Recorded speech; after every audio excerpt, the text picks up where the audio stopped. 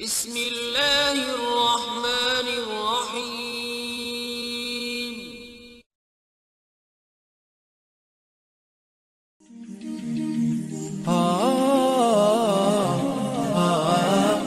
Bismillahirrohmanirrohim. Assalamualaikum warahmatullahi wabarakatuh.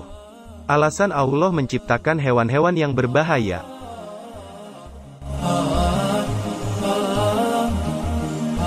Sahabat beriman yang dirahmati Allah, selain menciptakan manusia, Allah juga menciptakan hewan.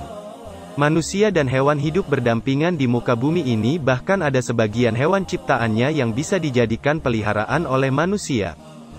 Akan tetapi di antara hewan yang diciptakan Allah Subhanahu wa Ta'ala, ada yang berbahaya.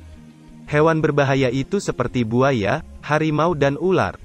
Yang menjadi pertanyaannya adalah, kenapa Allah Subhanahu wa Ta'ala menciptakan hewan tersebut?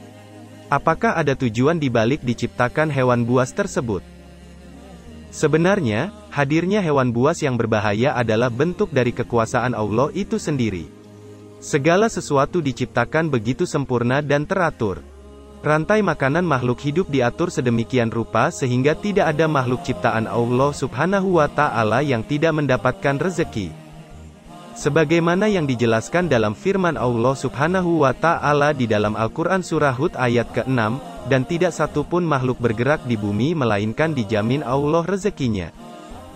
Sama halnya dengan hewan yang berbahaya, ada hikmah di balik diciptakannya.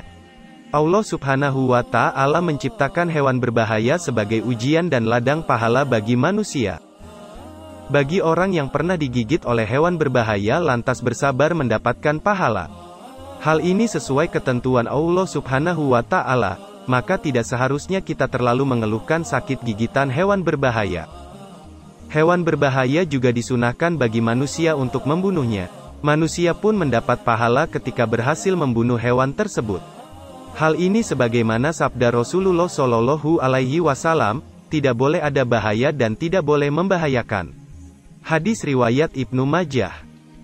Diriwayatkan dari Abu Hurairah radhiyallahu anhu, ia berkata, Rasulullah Shallallahu Alaihi Wasallam memerintahkan untuk membunuh dua hewan yang berwarna hitam ketika salat, kalajengking dan ular. Hadis riwayat Abu Dawud, An-Nasai, At-Tirmizi dan Ibnu Majah. Selain itu hewan buah juga sangat bermanfaat, racun pada ular terbukti mampu menjadi bahan efektif untuk pengobatan. Bisa ular mengandung zat neurotoksin yang dapat dijadikan obat untuk membunuh sel-sel tumor. Lantas bagaimana hukumnya obat yang mengandung ekstrakuler? Sesungguhnya tidak ada satu penyakit pun kecuali Allah Subhanahu wa Ta'ala sudah menyediakan obat dan penawarnya.